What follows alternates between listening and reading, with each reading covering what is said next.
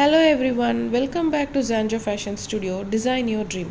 இன்னைக்கு நம்ம வீடியோல என்ன பார்க்க போறோம் அப்படினா ஒரு சிம்பிள் குர்த்திலியோ இல்ல சல்வார் கமீஸ் செட்லியோ ஒரு பிளாக்கெட் எப்படி வைக்கிறது அப்படினு சொல்லிட்டு பார்க்க போறோம். இந்த சென்டர்ல வந்து பட்டன் வச்சிருப்பாங்கல. சோ அதை எப்படி தைக்கிறது அப்படினு சொல்லிட்டு தான் பார்க்க போறோம். இங்க நான் ஒரு ஸ்கிராப் ஃபேப்ரிக்ல பண்றேன். நீங்க ஒரு குர்த்திலியோ எதுல வேணா நீங்க பண்ணலாம். இங்க வந்து நான் ஸ்கிராப்ல ஒரு டம்மி neckline வரைஞ்சிருக்கேன். ஓகே. சோ அதை வரைஞ்சிட்டு அதை சென்டரா ஃபோல்ட் பண்ணிருக்கேன். ஃபோல்ட் பண்ணிட்டு சென்டரை வந்து க்ரீஸ் பண்ணுறேன். ஓகே, நல்லா க்ரீஸ் பண்ணிடுங்க. க்ரீஸ் பண்ணிவிட்டு ஓப்பன் பண்ணிவிட்டு உங்களோட பிளாக்கெட் எவ்வளோ தூரம் வேணுமோ அந்த மெஷர்மெண்ட் எடுத்துக்கோங்க. நான் வந்து 7 inches பிளாக்கெட் பிளான் பண்ணியிருக்கேன். ஸோ 7 inchesக்கு நான் வந்து மார்க் பண்ணிக்கிறேன்.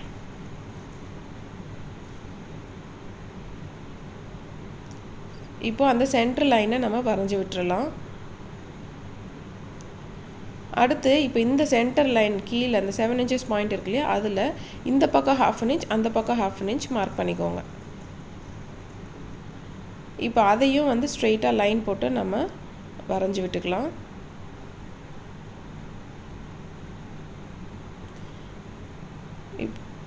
எண்டில் வந்து இந்த மாதிரி ஒரு ட்ரையாங்கிள் ஒரு 1/2 inch டிஸ்டன்ஸில் இந்த மாதிரி ஒரு ட்ரையாங்கிளை வந்து வரைஞ்சிருங்க.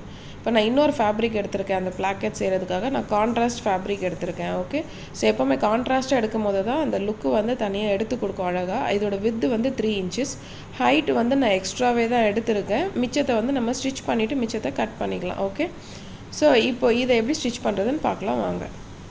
இப்போ நான் ஸ்டிச் பண்ண போகிறோம். ஃபஸ்ட்டு வந்து இந்த சென்டர் லைனை வந்து அந்த ட்ரையாங்கிள் டிப் இருக்குல்ல, ஸோ அது வரைக்கும் கட் பண்ணி விட்டுக்கோங்க.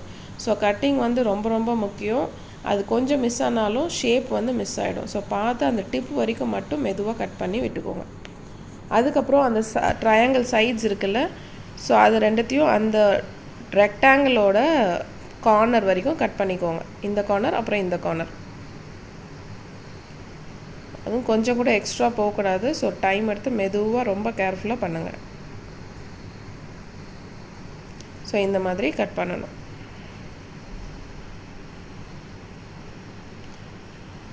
தெரியுதா உங்களுக்கு? ஸோ இப்போ நம்ம வந்து இதை ஸ்டிச் பண்ண போகிறோம். இது வந்து good side of the fabric. இதுலேயும் மேலே இருக்கிறது தான் குட் சைட். ஸோ ரெண்டு குட் சைட்ஸும் ஒன்றா ஃபேஸ் பண்ணுற மாதிரி வச்சுக்கோங்க. இப்படி வச்சுட்டு நம்ம அந்த கீழே 1/2 inch லைன் போட்டிருக்கோம்ல, அதே லைனில் இங்கே மேலே ஸ்டிச் பண்ணணும். ஸோ உங்களுக்கு தெரியல அப்படின்னா உங்கள் ஸ்கேல் எடுத்து 1/2 inch மார்க் பண்ணிக்கோங்க. ஏன்னா நம்ம கீழே வரைஞ்சிருக்க லைன் வந்து 1/2 inch டிஸ்டன்ஸ் தான் சென்டர்லேருந்து. ஸோ 1/2 inchக்கு மார்க்கு கீழே அந்த ரெக்டாங்கிள் முடியுதில்ல, அதோட எண்டு பாயிண்ட்டை இங்கே மார்க் பண்ணிக்கோங்க. ஸோ இப்போது நம்ம இந்த லைன் மேலேயே தைக்க போகிறோம். இங்கேருந்து இது வரைக்கும் உங்களுக்கு பிடிச்சி தைக்க முடியலன்னா பின் பண்ணிக்கோங்க. ஸோ நான் கரெக்டாக அந்த லைன் மேலேயே தைக்கிறேன்.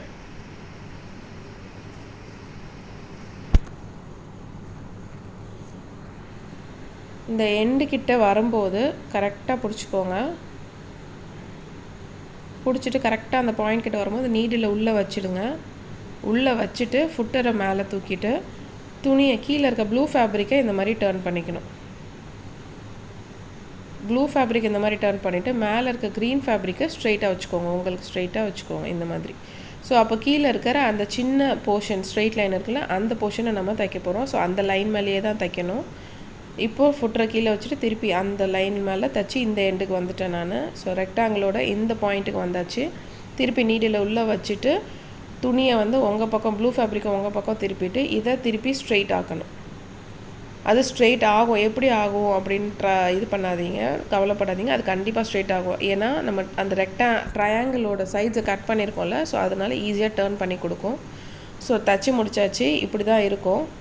இது இந்த க்ரீன் ஃபேப்ரிக்கை ஸ்ட்ரெயிட்டாக பிடிச்சிங்கன்னா இந்த மாதிரி இருக்கும்.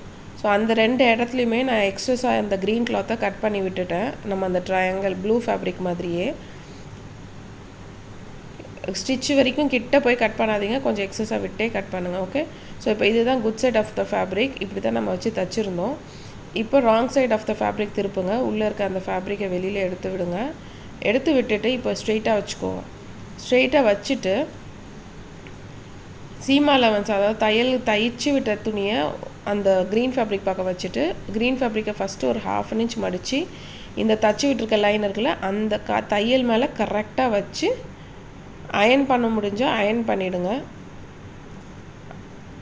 ஸோ ஸ்ட்ரெயிட்டாக இப்படி வச்சு தைக்க போகிறோம். ஸோ 1/2 inch மடிச்சுட்டு இந்த கரெக்டாக இந்த ஸ்டிச்சிங் லைன் மேலே அந்த ஃபோல்டை வைக்கிறோம்.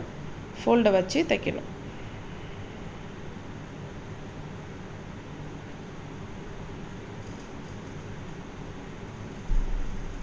ஸோ கரெக்டாக பிடிச்சி எண்டில் தைக்கணும். அப்போ தான் பார்க்க அழகாக இருக்கும். ஸோ நான் வந்து contrast colour fabric thread use பண்ணிகிட்ருக்கேன். ஸோ நீங்கள் வந்து மேட்சிங் த்ரெட் யூஸ் பண்ணுங்கள். அப்போ தான் கொஞ்சம் கூட டீவியேட் ஆனாலும் உங்களுக்கு வெளியில் பார்க்க அசிங்கமாக தெரியாது. உங்களுக்கு ஸ்டிச்சிங் லைன் தெரியணுன்றதுக்காக நான் வந்து வேறு கலர் த்ரெட் போட்டிருக்கேன். நீங்கள் வந்து சேம் கலர் த்ரெட் போட்டுக்கோங்க. இப்போ க்ரீன் மேலே தான் தைக்கணும் எப்போவுமே. ஸோ க்ரீன் கலர் த்ரெட் போட்டுக்கிட்டிங்கன்னா உங்களுக்கு மேட்சிங்காக இருக்கும். எல்லா சீம் அலவன்ஸும் உள்ளே போயிட்டு கரெக்டாக அந்த ஃபோல்டு மேலேயே தைக்கணும்.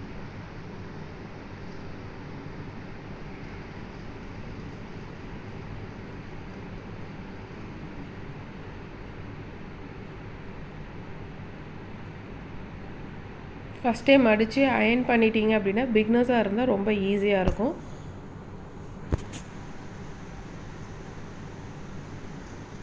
நான் வந்து அயர்ன் பண்ணாமே பண்ணுறேன். நீங்கள் அயர்ன் பண்ணி பண்ணுங்கள், ரொம்ப ஈஸியாக இருக்கும்.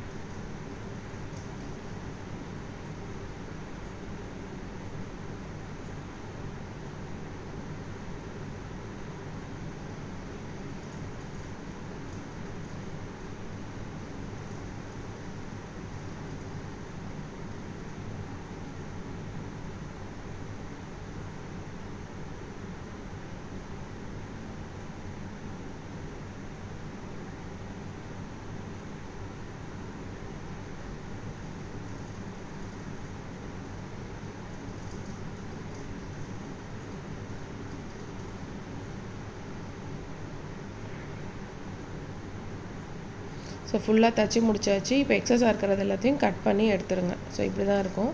இந்த மேலே இருக்க இந்த எக்ஸஸ் எல்லாம் நம்ம கட் பண்ணி எடுத்துடலாம். இது வந்து wrong side of the fabric. இப்போ இதுதான் வந்து good side of the fabric. இப்படி தான் இருக்கும். ஸோ உள்ளே இருக்கிற துணியை வந்து வெளியில் எடுத்து விட்ருங்க. ஸோ இப்போ இதை வந்து நம்ம ஃபோல்ட் பண்ணணும். ஸோ இப்படி தான் வரப்போகுது. இந்த இடத்த வந்து ஒரு ட்ரையாங்கிள் மாதிரி மடிக்கணும். ஒரு ஏரோ ஹெட்டட் மாதிரி இருக்கும். ஸோ அந்த மாதிரி மடித்து வைக்கணும். ஸோ இந்த மாதிரி ஓகே. கரெக்டாக டைம் எடுத்து அந்த ஏரோ ஹெட்டை மடிங்க. ஸோ அப்போ தான் அழகாக இருக்கும் பார்க்குறதுக்கு. ஸோ ஃபஸ்ட்டு இதை உள்ளே வச்சுட்டு கரெக்டாக வைங்க. வச்சுட்டு மேலே இருக்க ஃப்ளாப்பை கரெக்டாக மடித்து பின் பண்ணிவிடுங்க இந்த மாதிரி. ஸோ கொஞ்சம் டைம் எடுத்து ஃபோல்ட் பண்ணுங்கள். அப்போ தான் நீட்டாக அழகாக வரும். இந்த மாதிரி ஃபோல்ட் பண்ணிவிட்டு இப்போ இந்த மேலே இருக்க இந்த எக்ஸஸ் எல்லாம் வந்து கட் பண்ணி எடுத்துருங்க. கரெக்டாக அந்த நெக்லைன் ஷேப் வச்சு.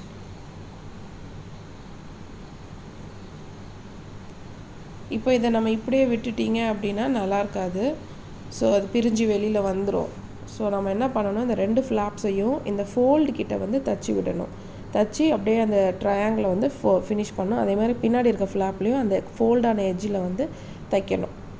ஸோ ஃபஸ்ட்டு நம்ம பின்னாடி இருக்க ஃபேப்ரிக்கை முடிச்சிருவோம். அந்த கரெக்டாக அந்த ஃபோல்டு இருக்குல்ல அந்த இடத்துல தைக்கணும். 1/8 inch வந்து தைக்கணும். ரொம்ப ஒட்டி மார்ஜினல் அமௌண்ட்டில் தைக்கணும். ஓகே, எவ்வளோ க்ளோஸாக தைக்க முடியுமோ அவ்வளோ க்ளோஸாக அந்த ஃபோல்டை ஒட்டி தைக்கணும். எவ்வளோ எண்டுக்கு வர முடியுமோ அந்தளவுக்கு எண்டுக்கு வந்து லாக் பண்ணி ரிலீஸ் பண்ணிவிடுங்க. ஸோ முடிஞ்ச அளவுக்கு நான் எண்டு வரைக்கும் வந்து முடிச்சிருக்கேன். இப்போது மேலே இருக்க ஃப்ளாப்பு, இப்போ இந்த மேலே இருக்க ஃப்ளாப்பில் இந்த எண்டில், இந்த ஃபோல்டோட எண்டில் நான் தைக்க போகிறேன். கீழே இருக்க ஃப்ளாப்பை எடுத்து விட்டுருங்க. ஸோ இந்த ஃபோல்டுலேயே தைக்கணும்.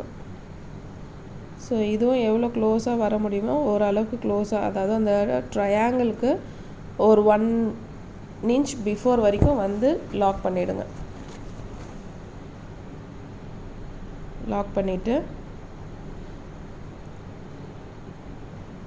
இப்போ வந்து நீடில் வெளியில் எடுத்துருங்க. எடுத்துகிட்டு இப்போ 2 ஃப்ளாப்பையும் ஒன்றா வச்சு ஸ்டிச் பண்ணணும்.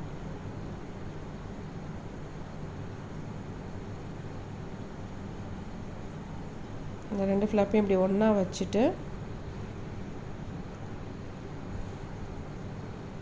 பின் குத்தணுன்னா பின் குத்திக்கோங்க. இப்போது இந்த ட்ரையாங்கிளை வந்து நம்ம முடிக்கணும். ஸோ மேலே இருக்க ஃப்ளாப்பில் எங்கே ஸ்டிச்சை விட்டிங்களோ அங்கேருந்து ஸ்டிச் பண்ண ஆரம்பிங்க.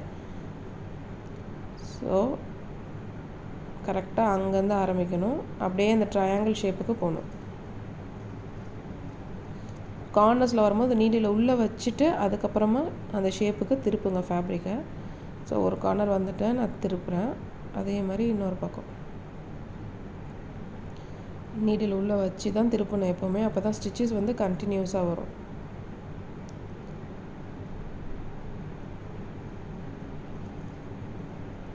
இப்போது அந்த ட்ரையாங்கிள் ஃபினிஷ் ஆனதுலேருந்து ஒரு 1/2 இன்ச் இல்லை 3/4 இன்ச் வரைக்கும் மேலே வாங்க. மேலே வந்து இப்படி ஹாரிசாண்டலாக லைன் ஒரு சின்ன ரெக்டாங்கிள் மாதிரி நம்ம இங்கே ஃபினிஷ் பண்ண போகிறோம். அப்படியே வச்சுட்டு திருப்பி இந்த ட்ரையாங்கிள் இருக்குல்ல அங்கே வந்து ஆப்போசிட் சைடை வந்து க்ளோஸ் பண்ணணும்.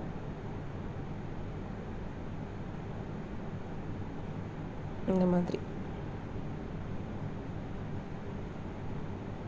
ஒரு வாட்டியும் நீடில் உள்ளே வச்சு தான் நீங்கள் திருப்பணும். அப்போ தான் அழகாக இருக்கும். அவ்வளோதான். ஸோ நான் அங்கே வந்து ஒரு பாக்ஸ் மாதிரி போட்டு ஃபினிஷ் பண்ணியிருக்கேன். முடிச்சாச்சு. இப்போது எக்ஸஸ் த்ரெட்ஸு லூஸ் த்ரெட்ஸு அந்த மாதிரி ஏதாச்சும் இருந்ததுன்னா எல்லாத்தையும் கட் பண்ணி ஃபினிஷ் பண்ணிடுங்க. இதுதான் ஃபினிஷ்டு. உள்ளேயும் இது வந்து குட் சைட் ஆஃப் த ஃபேப்ரிக். உள்ளேயும் வந்து நீட்டாக ஃபினிஷ் ஆகிருக்கு. பட்டன்ஸ் வைக்கணுன்னா பட்டன்ஸ் வச்சுக்கலாம். ஸோ உள்ளே பார்த்தீங்கன்னா சீம் அலவன்ஸ் எதுவுமே உள்ளேயும் தெரியாது. ரொம்ப நீட்டாக ஃபினிஷ் ஆகிடும். இந்த மாதிரி வேறு ஏதாச்சும் உங்களுக்கு சிம்பிளான ட்ரிக்ஸ் அண்ட் டிப்ஸ் வேணும் அப்படின்னா கமெண்ட் செக்ஷனில் கமெண்ட் பண்ணுங்கள். நான் அடுத்தடுத்த வீடியோவில் அதை உங்களுக்கு இன்க்ளூட் பண்ணி சொல்லிக் கொடுக்குறேன். இந்த வீடியோ உங்களுக்கு பிடிச்சிருந்ததுன்னா ஷேர் பண்ணுங்கள், லைக் பண்ணுங்கள், கமெண்ட் பண்ணுங்கள். பக்கத்தில் இருக்க பெல் ஐக்கனையும் ப்ரெஸ் பண்ணுங்கள். தேங்க்யூ. Take care. பாய்.